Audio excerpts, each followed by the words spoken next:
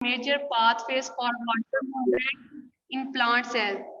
दोबारा बोलिए बेटा, क्वेश्चन दोबारा बोलिए। Describe three major pathways for water movement in plant cells. Sir इनके नेम के साथ एक्सप्लेनेशन भी लिखनी है, एप्रोप्लास्ट, एम्प्लास्ट और वैक्यूल के साथ। जी, ये गौर करें, ये पास पेपर में आया हुआ है और ये मैंने एम्बेडेड में दिया था, इफ यू रिमेम्बर। जी जी सर। जी, और ये बहुत डिटेल से एक्सप्लेन हुआ होगा पढ़ाते वक्त, बहुत जी। डिटेल के साथ विद डायग्राम। और मैंने कहा था कि डायग्राम जब बनाते हैं तो इतनी बड़ी और क्लियर डायग्राम बनाते हैं, बेशक 4 साल दिखा दें लेकिन वो क्लियर होने चाहिए, बजाय 100 साल दिखाने के सिर्फ 4 साल दिखा दें, नजर आए क्या हो रहा है। सर एक सिम्प्लास्ट होता है, एक एपोप्लास्ट होता है, तीसरा कौन सा होता है? Vacuolar pathway. Vacuole. Vacuolar. Sir एक और क्वेश्चन है, what are the characteristics of xerophytes that help them to thrive under desiccating conditions? कल जो कुछ पढ़ाया मैंने उसको सुन लीजिए, वो मैंने अपलोड कर दिया, उसको दोबारा गौर से सुन लीजिए सारे के सारे। जी। मैंने कल पढ़ाया भी है, ये आपकी क्लास में हुआ था डिस्कस ज़ीरोफाइट के, नहीं कल? सर हो जी गया सर था। हाँ जी, तो उसको सिर्फ सुन लेना है क्योंकि मैंने अपलोड कर दी हुई है और उसका लिंक शेयर कर दिया है। उसका लिंक आपने, वो जो दोनों हिस्से हैं उसके, पहला हिस्सा हाइड्रोफाइट था और दूसरा ज़ीरोफाइट्स है, उसको पूरे को गौर से सुन लीजिएगा। आपके सब जो याद रखिएगा, क्वेश्चन की वर्डिंग आपके पीछे हो सकती हैं, चेंज हो सकती हैं। मैंने जस्ट एक्सप्लेन किया है ज़ीरोफाइट्स क्या होते हैं, उनके कैरेक्टर्स क्या हैं। जो सवाल पूछा गया वो यही है कि उनके कैरेक्टर वो कौन से हैं जिसकी वजह से वो ड्राई जगहों पे रह सकते हैं। उसकी रीजन मैंने साथ बता दी थी। जड़ें क्या गहरी हैं, क्यूटिकल की लेयर मोटी है, स्टोमेटा रात को खुलते हैं, दिन को बंद होते हैं, बॉडी में गम स्टोर होती हैं, बहुत सी रीजन हैं उसकी जिसकी वजह से वो जिंदा रह सकते हैं कम पानी में। चलिए अब आप तैयार हो जाइए नेक्स्ट चैप्टर के लिए। कौन बताएगा नेक्स्ट चैप्टर किस पेज पे है, किस बुक पे है? चैप्टर का नंबर, चैप्टर का नाम देखें और बताएं पेज नंबर क्या है।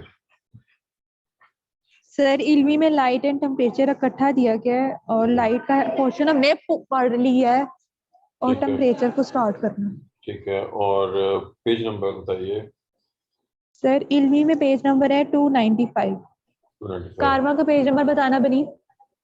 275, ठीक है जी। 275 इल्मी में कितना था? इल्मी का दोबारा बताइएगा, इल्मी का पेज नंबर 295। 295। 295। चलो, और अगर किसी के पास रामे है तो रामे का भी बता दें। रामे नहीं है सर। 280 228 page number. लाइट 220। उसमें इकट्ठे दिए हुए हैं लाइट टेम्परेचर या अलग दिए हुए हैं? सर अलग अलग दी हूँ। चलो ठीक है, ये ठीक है, ये 231 से शुरू हो रहा है, रामे में टेम्परेचर 231 से। चलें अब हम इसको शुरू करने लगे हैं जी, बेसिक्स के साथ शुरू करेंगे। और जैसा कि आप पहले जानते हैं कि ये तकरीबन एक चैप्टर है और पूरे चैप्टर को समराइज करके एक फुल लॉन्ग क्वेश्चन बन सकता है। इसमें से बहुत से मुख्तलिफ छोटे छोटे शॉर्ट क्वेश्चन और एमसीक्यूज बन सकते हैं। ये भी याद रखिएगा कि मुख्तलिफ ऑथर्स ने, मुख्तलिफ किताबों ने मुख्तलिफ पॉइंट्स दिए होते हैं। बस का किसी एक किताब में एक पॉइंट हो सकता है, दूसरे में वो नहीं हो सकता। सबसे पहला पॉइंट ये याद रखते हैं, टेम्परेचर और हीट दोनों का बहुत करीबी ताल्लुक है। हम फर्ज कीजिए एक बंदे को बुखार हो गया, हम उसके मुंह में थर्मामीटर रख के या किसी और तरीके से उसका टेम्परेचर चेक करते हैं। टेम्परेचर ये बताता है बॉडी में हीट एनर्जी कितनी। ठीक है, ये जनरल कंसेप्ट था, उसके हवाले से बात होगी। और टेम्परेचर या heat it is form of energy, ये बहुत बेसिक चीज। ये भी याद रखिए कि हम यहाँ पे इसको बॉटनी में with reference to plant study करें। हमने टेम्परेचर को specially with reference to plant study करना है यहाँ पे, क्योंकि ये इकोलॉजी स्पेसिफिकली जो है वो पौधों के लिहाज से। दो अहम पॉइंट। तीसरा अहम पॉइंट, लाइट और टेम्परेचर आपस में इंटर रिलेटेड। लाइट और टेम्परेचर, उसकी वजह यह है जब सूरज से रोशनी आती है, रोशनी के तीन हिस्से हैं। आई एम श्योर आपको तीनों नाम याद होंगे। नंबर एक ultraviolet light, number two visible light, number three infrared light. Ultraviolet का ज़्यादा पोर्शन ओजोन लेयर फिल्टर कर लेती है, लेकिन उसके बाद कुछ आता है। विजिबल लाइट वो 7 कलर्स हैं जिनसे आप वाकिफ हैं वाइट लाइट के अंदर, violet, indigo, blue, green, yellow, orange, red, जो हम पढ़ चुके हुए हैं। और आखिरी वाली इंफ्रारेड है जिसको आमतौर में हम हीट रेडिएशन कहते हैं। सूरज से रोशनी और गर्मी दोनों ज़मीन पे पहुंचती हैं, हवा में पौधों पे टकराती हैं, ज़मीन से टकराती हैं और जानवरों से भी टकराती हैं और उनकी बॉडी को हीट अप करती हैं। गर्मी का मौसम में कुछ देर धूप में खड़े होकर देखें आप क्या महसूस करते हैं, आपको पता चल जाएगा हीट क्या होती है। और याद रखें कि जो लाइट बॉडी पे गिरती है वो भी बॉडी पे गिरने के बाद हीट में कन्वर्ट हो जाती है। ऐसा क्यों होता है? ये टॉपिक बेसिकली फिजिक्स और केमिस्ट्री का है, हमारा नहीं है, लेकिन आपको मालूम होना चाहिए। आपने केमिस्ट्री भी पढ़ी हुई है और physics भी।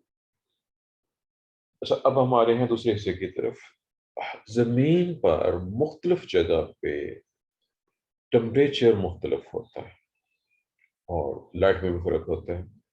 अब प्रॉब्लम यह है कि आपकी जो बुक्स हैं उनमें से किसी भी बुक में, किसी भी बुक का मतलब है मेरे पास जो बुक मेरे सामने पड़ी हुई है, मेरी इल्म में गुम हो गई है, उसमें तो कोई डायग्राम मौजूद नहीं है। मैं एक डायग्राम ड्रा कर रहा हूँ, आई एम नॉट श्योर कि में डायग्राम है कि नहीं है। मैं ये शेयर करने लगा हूँ, शेयर में के डायग्राम रफ स्केच ड्रा करने लगा हूँ।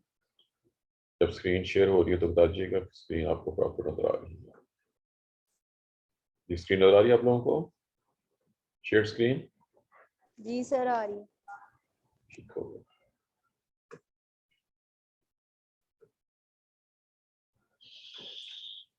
आई एम श्योर कि आप में से बहुत से लोगों ने जमीन का नक्शा पूरा देखा होगा और कुछ लोगों ने ग्लोब भी देखा होगा। आप समझते हो ग्लोब क्या होता है? जी सर।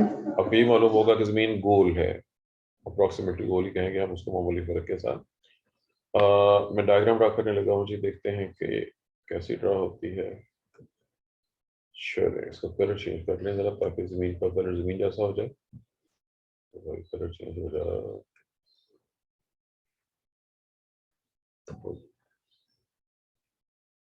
ये जमीन है जी।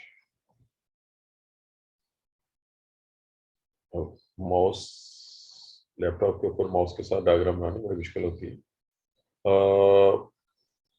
इसमें मैं एक चीज़ दिखाने लगा हूँ, स्पेसिफिक है, और ये आप बताएंगे कि आप इससे किस हद तक वाकिफ हैं। जो चीज़ मैं ड्रा कर रहा हूँ उसके अंदर, ये आप बताएंगे कि आप इसको अंडरस्टैंड करते हैं कि नहीं करते। मैंने आजकल आजकल आजकल ऐसे कर, ये मैंने इस कलर में एक चीज़ शो की है सर और इक्वेटोरियल लाइन, एक और डायग्राम ड्रा करूंगा मैं भी। मैं इक्वेटोरियल लाइन है। चलिए पहले ये डायग्राम बहुत अच्छी नहीं बन रही, लेकिन बहरहाल मैंने 2 डायग्राम ड्रा कर दी हैं जी, रफ स्केचेस हैं। और यहाँ पे करके मैं बहुत दूर, ये सूरज समझना है, सन, ये बहुत फासले पे है और इसका थोड़ा सा पोर्शन ये अर्थ है और ये सन बहुत दूर है। एस फॉर सन लिख दिया यहाँ पे और ई फॉर अर्थ लिख दिया। आप लोगों ने जॉब आया, किसका जॉब किसने दिया था? चूंकि मैं बुला रहा था, मैंने नाम नहीं देखा जी, बोल कौन रहा था? इक्वेटर का अच्छा लफ्ज़ अक्सर ने जॉब सर किया। मैंने चले नोट कर लीजिए। आपने इसको इक्वेटर कहा था, दिस इज इक्वेटर। जो रेड लाइन शो की है मैंने, this line is E Q for equator. जो रेड लाइन शो की गई है ये ई क्यू फॉर इक्वेटर है। और जो ये लाइन शो की है मैंने किसी और कलर के अंदर, दिस इज, ये इंडिकेट कर रही है नॉर्थ पोल को, ये इंडिकेट कर रहा है साउथ पोल को। और कीजिए, मैंने जमीन सीधी नहीं बनाई, कैसे बनाई है? ये जमीन का एक्सिस है, दिस इज एक्सिस, मैंने ए एक्स लिख दिया सिर्फ, जमीन का महवर उर्दू का लफ्ज, और ये नॉर्थ और साउथ पोल जी। और कितने लोग हैं जो इस चीज से वाकिफ हैं? जमीन सीधी नहीं है, अपने महवर पे झुकी हुई है थोड़ी सी, और ये झुकाव कितना है ये आपको मालूम होना चाहिए। तो बताएगा? ग्लोब देखा है किसी ने? एक्चुअल ग्लोब बाजार से 400-500 रुपए में आपको अच्छे वाला ग्लोब मिल सकते हैं, उसको लेके देख लीजिएगा, ये क्लियर हो जाएगा कंसेप्ट जो मैंने ड्रा किया। जमीन आम रूटीन में हम सीधा दिखाते हैं, जमीन सीधी नहीं है, तिरछी है। और ये तिरछी इसलिए कि ये अगर ऐसी होती तो सीधी होती, ये इस एंगल पे झुकी हुई है, ये इसका एक्सिस है। और अगर मैं इसको इससे अमूद, आप समझते हैं अमूद, परपेंडिकुलर, अगर यहाँ पे मैं एक परपेंडिकुलर ड्रा कर दूं, मैं शो कर देता हूँ थोड़ा सा, ये वो परपेंडिकुलर है जी, ये डॉटर लाइन में शो कर रहा हूँ। इसके दरमियान में जो ये एंगल यहाँ पे जो बन रहा है, ये 23 का एंगल, ये जमीन अपने महवर पे 23 डिग्री एंड हाफ के एंगल पे टिल्ट हुई हुई है। ये मैंने वो एंगल की साथ शो कर दी है। और ये चीज अब से 5000 साल पहले जो लोग थे उन्होंने इसे कैलकुलेट कर लिया था। जरा गौर कीजिए मेरे बात के फिक्रे पे। अब से 5000 साल पहले जो लोग दुनिया में मौजूद थे उन्होंने इस चीज को फॉलो कर लिया था, समझ लिया था और कैलकुलेट कर लिया था कि जमीन अपने महवर पे इतने एंगल पे झुकी हुई है। सोचने वाली बात है। इसका फायदा क्या है, फायदा या नुकसान? आपके ख्याल में इसका कोई फायदा है या नुकसान है? थिंकिंग क्वेश्चन, ये भी सोच लीजिए। मैं बताया कि लोग 5000 साल पहले इस जगह पहुंच चुके हैं। दुनिया में जो सीजन चेंज होते हैं, आजकल हमारे यहाँ कौन सा मौसम है, आप बता सकते हैं कौन सा मौसम है इस वक्त? Spring spring spring. मुनीबा ने जवाब दिया जी स्प्रिंग। और कोई जवाब जी? मुनीबा के मुताबिक स्प्रिंग। और कोई आंसर?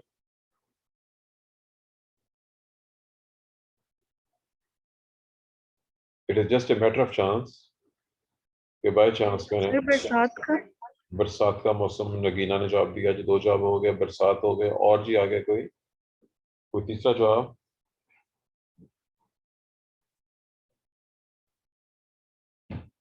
और कोई आंसर जी? अक्सा किधर है? हिसाब लगा रही हूँ, नहीं लग रहा।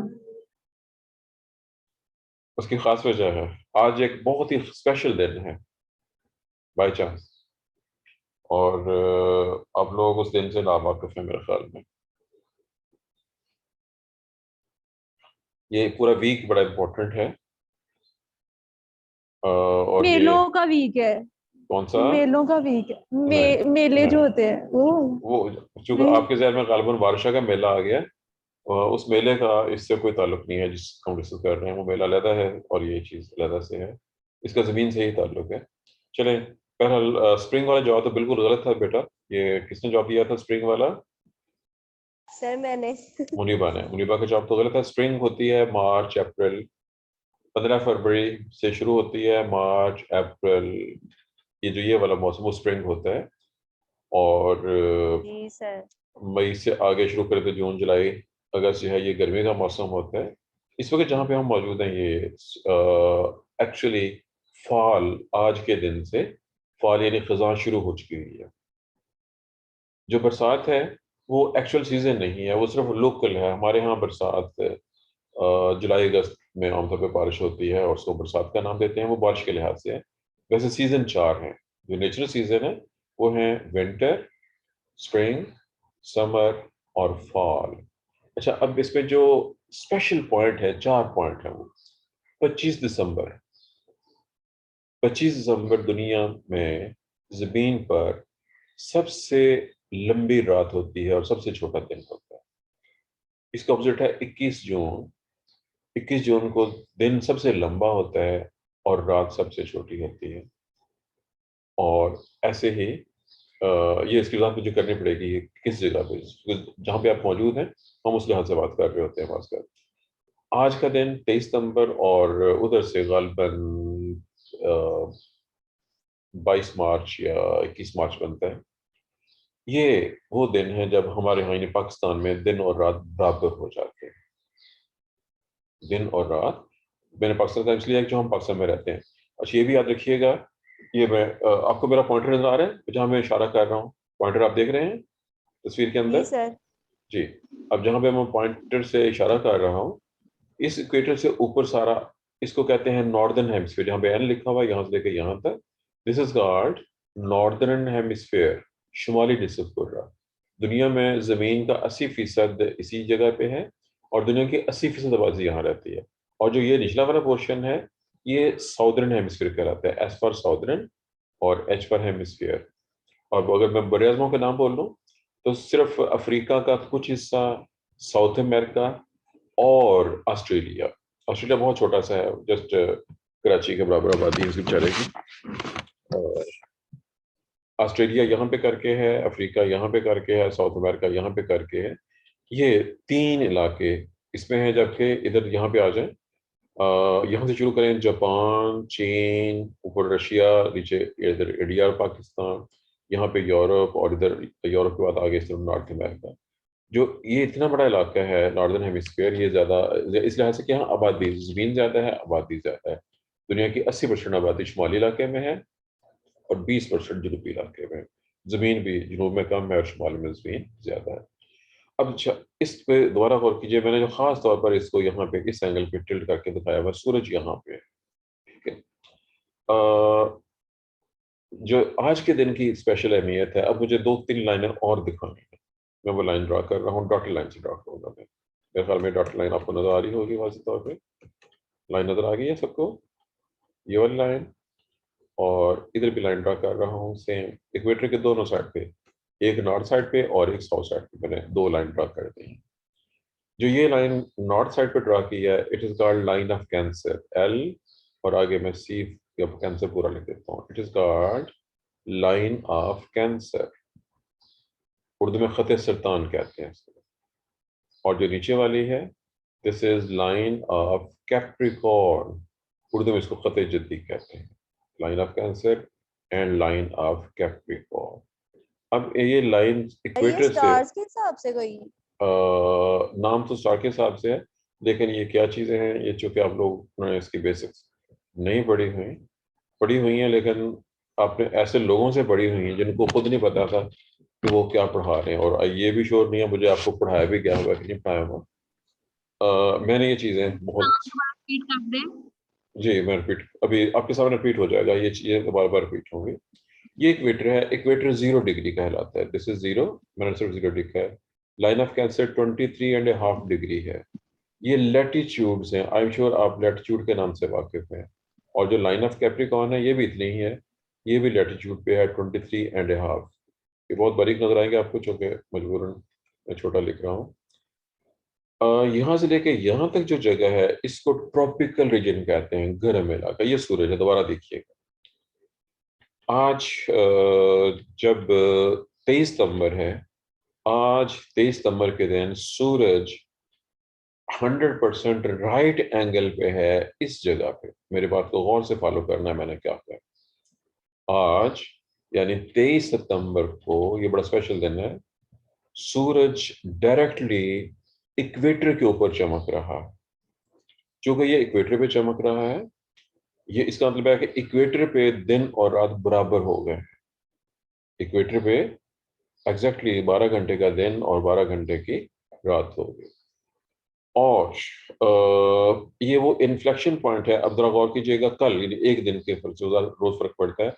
कल सूरज यहाँ के बजाय यहाँ पे होगा, यहाँ पे होगा, होते होते जब 25 दिसंबर आएगा, गौर से सुना मेरी बात को, 25 दिसंबर को सूरज यहाँ पे एट राइट एंगल हो। 25 दिसंबर को सूरज इस जगह पे एट राइट एंगल होगा, लाइन ऑफ कैप्रिकॉर्न। आपको दिन भी याद रखना पड़ेगा। आज मैंने कहा है कि जो इक्वेटर है, इसके ऊपर सूरज चमक रहा है परपेंडिकुलर, और 25 दिसंबर को ये लाइन ऑफ कैप्रिकॉर्न के ऊपर आ जाएगा। जब ये लाइन ऑफ कैप्रिकॉर्न पे होगा, तो जो ये जनूबी निसफ कुर्रा है, यानी ऑस्ट्रेलिया और साउथ अमेरिका, यहाँ पे गर्मी का मौसम होगा और हमारे यहाँ सर्दी का मौसम होगा। जबकि आज, जबकि सूरज इस जगह पे है, हमारे यहाँ आज के, अब कह लीजिए कि ये गर्मी खत्म हो चुकी है और खिज़ां का मौसम शुरू हो चुका है, क्योंकि ये इन्फ्लेक्शन पॉइंट है। और ये 2 हो गए। और तीसरा पॉइंट भी सुन लीजिएगा, जब जिस दिन 21 जून था, 21 जून को सूरज यहाँ पे एट राइट एंगल था। और कीजिए, 21 जून को सूरज यहाँ पे था एट राइट एंगल, जमीन उस वक्त अपने महवर पे दूसरी तरफ पे थी, और उसके नतीजे के तौर पर यहाँ पे शदीद गर्मी थी उस वक्त इस इलाके में जहाँ पे सूरज चमक रहा था। ये चीज़ याद रखनी है कि ज़मीन के इस महवर के ऊपर इस तरह से टिल्ट होने से 2 चीज़ें, एक तो यह है कि शुमाली और जनूबी निसफ कुर्रों का मौसम अपोजिट होता है। जब ऊपर गर्मी होती है शुमाल में, तो जुनूब में सर्दी होती है, और जब एक तरफ स्प्रिंग होती है तो दूसरी तरफ फॉल का मौसम होता है, या अगर एक तरफ विंटर होगी दूसरी तरफ उसका अपोजिट हो जाएगा। ये इस टिल्टिंग और जमीन की गर्दिश के नतीजे के तौर पर ऐसा होता है। जी, अब ये पॉइंट थोड़ा सा मुश्किल है जो कि मैं इसको तफसील से यहाँ पे दिखा रहा हूँ, आप लोग मोबाइल इसको देख रहे हैं। अगर यही चीज़ ऑन ग्राउंड हो और ग्लोब और सिस्टम मौजूद हो तो एक्चुअली इसको दिखाया जाए तो चीज़ ज़्यादा क्लियर हो जाती है। ऐसे एक्सप्लेन करना ऑनलाइन चीज़ों को थोड़ा मुश्किल होता है, और ख़ासतौर पर ऐसा टॉपिक जो आपके लिए बिल्कुल नया हो, जो आपने कभी पहले ना पढ़ा हो। बहरहाल मैंने जो तारीखें बोल दी हैं उन पे गौर करना है, याद रखना है, और ये भी रखना है किस तारीख को सूरज कहाँ पे होता है। अभी चंद दिन तक कराची में एक स्पेसिफिक मौसम आएगा और वहाँ पे हीट वेव पैदा होगी दोबारा। ये भी इस इन्फ्लेक्शन की वजह से होता है, जब सूरज अपनी कोई खास जगह चेंज करता है ज़मीन के रेफरेंस से। एनी अच्छा, एक और चीज़ और मैंने अभी यहाँ भी थोड़ी देर पहले कहा था कि ये इलाका ट्रॉपिकल कहलाता है, यहाँ से लेके यहाँ तक ट्रॉपिकल रीजन, उर्दू में मंतका है। जो ये जगह है, अब मैं एक और निशान लगा रहा हूँ, लाइन लगा देता हूँ, बल्कि यहाँ पे मैंने एक लाइन लगा दी है और एक लाइन मैंने यहाँ भी लगा दी है। मैं सिर्फ इसका नाम लिख रहा हूँ, दिस इज आर्कटिक लाइन। ये 66.5 डिग्री पे है, A R Arctic line, ARCT लिख दिया मैंने सिर्फ। ये यहाँ पे 66.5 भी लिख देता हूँ, खाली 66 लिखता हूँ, 66.5 होता है। ये वो जगह है, स्पेशल जगह। इससे ऊपर इंतहाई ठंडा इलाका है जिसको आर्कटिक रीजन कहते हैं। यहाँ पे मैंने टी लिख दिया है, टी फॉर टेम्परेट, मुझे टी के साथ पी भी लिखना पड़ेगा, TP, और यहाँ पे मैं TR लिख देता हूँ। This is TR। TR का मतलब है ट्रॉपिकल, TP टेम्परेट, और ये AR आर्कटिक। जी, मैंने जो लफ्ज़ बोले हैं सब समझ आ गए सबको? ये ज़मीन के वो हिस्से, ट्रॉपिकल गर्म इलाका है, टेम्परेट मुतदल या दरमियाने किस्म का इलाका है, और आर्कटिक इंतहाई ठंडा है। ये एंटार्कटिक है, ये भी इंतहाई ठंडा है जहाँ बर्फ जमी होती है। अब सोचने वाली बात ये है कि यहाँ पे बर्फ जमी हुई है नॉर्थ पोल साउथ पोल दोनों पे, और यहाँ पे गर्मी ज़्यादा है, ऐसा क्यों है? सोचिए जरा, पहले आप सोचिए फिर मैं बताता हूँ, एक्सप्लेन करूँ। कोई जवाब देना चाहता हो? नॉर्थ और साउथ पोल पे यानी इस इलाके में इंतहाई ठंड ज़्यादा है, यहाँ पे इंतहाई गर्मी ज़्यादा है, यहाँ से लेके यहाँ तक, ऐसा क्यों है? सूरज की रोशनी वहां तक नहीं सही से पहुंचती। चलो, आपका जवाब ठीक है तकरीबन, बर्डन का फ़र्क है सिर्फ। दोबारा देखिएगा, अभी मैंने आज कहा था कि ये इस जगह पे इस वक्त सूरज जो है इस जगह पे एट राइट एंगल है आज, और अब से ठीक 3 महीने बाद सूरज यहाँ पहुंच चुका होगा। सूरज मैक्सिमम यहाँ से लेके यहाँ तक, यानी या तो यहाँ पे एट राइट एंगल, साल में एक बार यहाँ पे, एक बार यहाँ पे, 2 बार यहाँ पे 2 बार होता है सूरज राइट एंगल। जब सूरज यहाँ पे राइट एंगल है 2 बार और यहाँ से यहाँ तक रहता है, तो ये जगह डेफिनेटली सबसे गर्म होगी जहाँ पे सूरज की रोशनी डायरेक्ट सीधी पड़ रही है। अब आई एम श्योर कि आपके घर में चूल्हा मौजूद है, आपकी मदर खाना बनाती होंगी। जब चूल्हा जल रहा हो उसके करीब अपना मुंह ला के देखिएगा, क्या होता है, क्या महसूस होगा? कुछ होगा कि नहीं? Sir burning. हाँ जी, बर्निंग, बिल्कुल। ये यूं ही समझिए कि ये जमीन है, जब इसके ऊपर स्ट्रेट सीधी हीट पड़ रही होगी तो ये गर्म होगा। यहाँ पे हीट तिरछी पड़ती है, सूरज की रोशनी जो यहाँ जाती है, चूंकि डायग्राम में बहुत छोटा दिखाया गया, जमीन बहुत बड़ी है, लाइट साइड से आती है तो तिरछी होती है। यहाँ पे लाइट तिरछी गिरती है, बहुत कम लाइट गिरती है, चुनांचे ये जगह ठंडी होगी, यहाँ भी लाइट तिरछी गिरती है, ठंडी होगी, यहाँ एट राइट एंगल गिरती है, ये गर्म होगी, और यहाँ पे दरमियाना मौसम होगा। पाकिस्तान, अल्लाह ने ऐसी जगह पर पाकिस्तान को रखा या हमें यहाँ पे रखा कि जहाँ पे मौसम बड़ा मुनासिब होता है। चारों मौसम होते हैं, लेकिन ना शदीद गर्मी ना शदीद सर्दी, हमसे ज़्यादा गर्म और हम ज़्यादा ठंडे इलाके मौजूद है दुनिया में बहुत सी जगहों पे। बहरहाल ये था जी कि ज़मीन के ऊपर टेम्परेचर की वेरिएशन क्यों होती है, कैसे होती है। मैंने बहुत डिटेल के साथ ये चीज़ एक्सप्लेन कर दी है। ये मैंने इसलिए एक्सप्लेन किया है कि ना तो आप लोगों ने आई एम श्योर के पाक स्टडीज़ पढ़ी हुई है, बल्कि बहुत पहले से पढ़ते आ रहे होंगे। पाक स्टडीज़ कब से पढ़ना शुरू की थी आप लोगों ने? पाक स्टडीज़ या सोशल स्टडीज़ के नाम से जहाँ भी आप पढ़े हुए हों। सर स्टार्ट से पढ़े। जी, मेरे ख्याल में तो 2 3 अ, 1 दूसरी क्लास से, आमतौर पर दूसरी क्लास से ये शुरू हो जाती है और BS तक, क्योंकि आपने पाक स्टडीज को भी पढ़ा हुआ है। पाक स्टडीज में अगर हम चीज़ें कम कर देते हैं, लेकिन बहरहाल सोशल स्टडीज में, पाक स्टडीज में ये चीज़ें शामिल होती थी। और लेकिन प्रॉब्लम ये होती है कि वो लोग जो एक्सप्लेन कर रहे होते हैं उनको उन खुद चीज़ों का खुद प्रॉपर नॉलेज नहीं होता। स्कूल की बात कर रहा हूँ। डेफिनेशंस की हद तक चलो बात जो भी था, उसमें जो करवाते असल हैं। प्रॉब्लम है, मैं उस प्रॉब्लम, हमारा एजुकेशन सिस्टम फ्लॉप है। हमारा एजुकेशन सिस्टम इंतहाई फ्लॉप है। वजह यह है कि वो लोग प्लान करते हैं एजुकेशन, एजुकेशन क्या बल्कि हर महकमे का फैसला वो लोग कर रहे हैं जिसको उसके बारे में कुछ भी मालूम नहीं होता। अगर आप एक इंजीनियर को कहें कि वो बीमारों का इलाज करे या उसके लिए कुछ कानून वाज़े करे, तो वो किस तरह के कानून बनाएगा, इसका फैसला आप खुद कर लीजिए। एजुकेशन का महकमा आप किसी ऐसे उल्लू के पट्टे को देते हैं जिसने कभी एजुकेशन खुद हासिल ना की हो, जिसको पता ही ना एजुकेशन क्या होती है, उसका रिजल्ट क्या निकलेगा, ये भी आप सोच सकते हैं। और हमारे यहाँ, बल्कि पूरी दुनिया में जहाँ जहाँ पे गरीब और जाहल ममालिक मौजूद हैं, वहाँ पे बदकिस्मती ये है कि किसी भी चीज़ को कंट्रोल करने वाला बंदा वो होता है जिसको उसके बारे में उसकी ABCD मालूम नहीं होती। आपको याद हो, शायद मैंने पहले कभी जिक्र किया हो कि मैंने 10 साल की स्कूल एजुकेशन में मुझे सिर्फ एक अच्छे टीचर मिले। और ज़ाहिर है, मैंने पहली क्लास से लेकर 10वीं क्लास तक मैं 1 2 3 मैंने 4 मुख्तलिफ स्कूलों से जो है अपनी फर्स्ट से लेकर 10th तक बैटरी मुकम्मल की है, 4 मुख्तलिफ जगह पे। और किसी भी जगह पे से मैंने जो वर्डिंग इस्तेमाल किया कि सिर्फ एक school teacher, he was a good teacher, मगर ना मुझे कहीं पे भी स्कूल में कोई सही टीचर नहीं मिला। अब सोचिए वो क्या टीचर्स की गलती है या किसी और की गलती होगी आपकी, आप सोचें। पहले आप सोचें, फिर मैं बता सकूँ।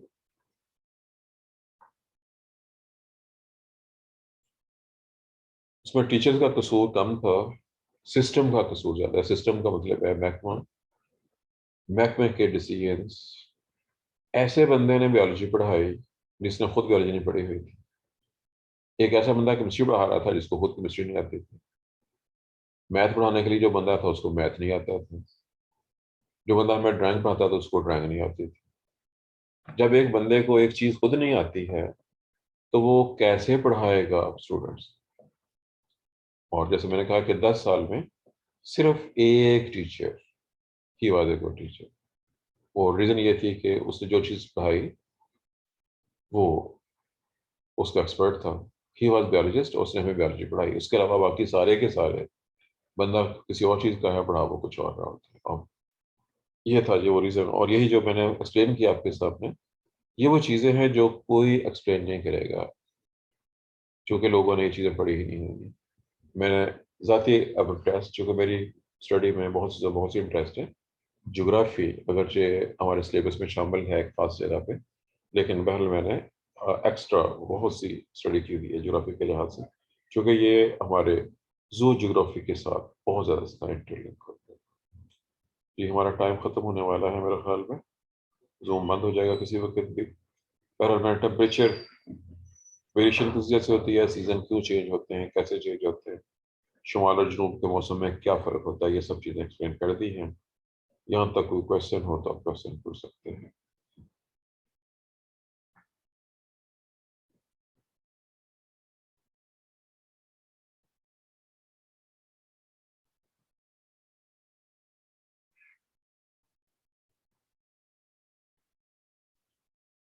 Any question if you have a question? कोई स्टूडेंट लेट तो नहीं आया जिसकी हाजिरी रह गई हो? सर 455 55 कौन है जी, नाम बताएं अपना। समन सर शहजाद, समन ठीक है।